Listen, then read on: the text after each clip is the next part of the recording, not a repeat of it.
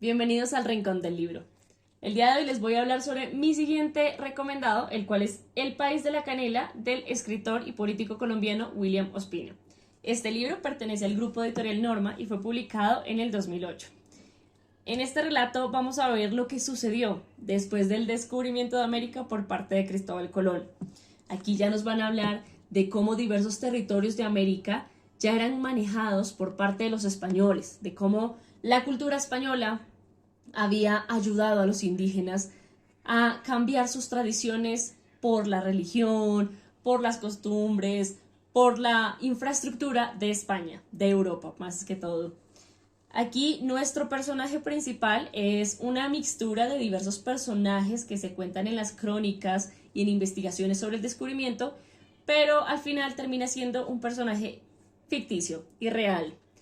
En estas historias podemos encontrar diversos personajes que sí se evidencian en las crónicas y en las historias reales del descubrimiento, como por ejemplo Gonzalo Fernández de Oviedo, quien era un escritor y un naturalista, quien relata muchos sucesos sobre el descubrimiento de América, sobre la naturaleza, sobre las comunidades indígenas.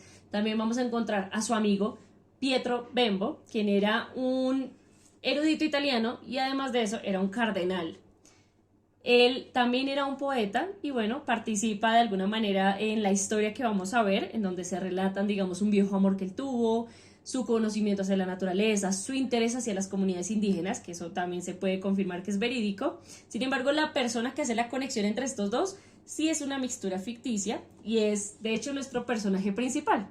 Este personaje principal nace en La Española, una comunidad que ya está en América, pero que obviamente ya surgió con la cultura totalmente española, y es hijo de una indígena. Pero para él su sangre es meramente española y empieza una aventura con otros españoles para conocer este dichoso país de la canela, el cual era un elemento preciado para los españoles, ya que la canela no era tan fácil de encontrar. El hecho de encontrar un territorio lleno de canela generó una obsesión en muchos españoles que decidieron adentrarse a la selva para poder descubrir dicho territorio.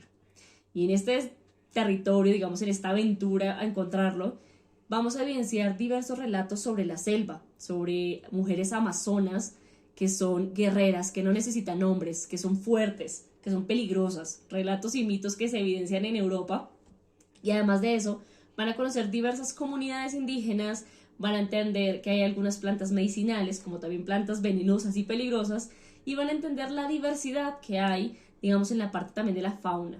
Aquí es un relato muy interesante de lo que sucede al hablar de la conquista, al hablar del encubrimiento realmente de cómo los españoles destruían estas comunidades indígenas en toda América, de cómo las mataban o les quitaban sus derechos o de cómo destruían sus tradiciones. Pero también va a relatar esa aventura, esos delirios que sufrían los españoles al recorrer las selvas.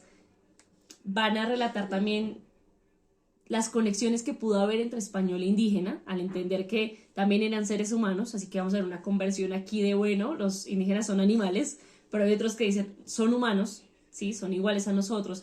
Hay una lucha sobre lo que es el descubrimiento, sobre lo que es ese proceso de una comunidad moderna como la española, con una comunidad prehistórica, que eran los indígenas en teoría en esta historia.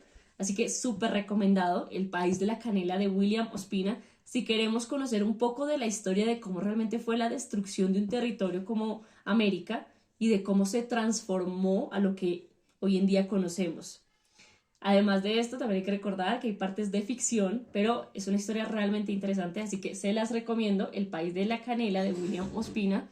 Conozcamos un poquito de historia de las comunidades indígenas que existían en el pasado y de los territorios. Hablan mucho también del Perú y de sus infraestructuras que fueron destruidas, de esa historia de los gobernadores que existían anteriormente. Así que súper recomendado.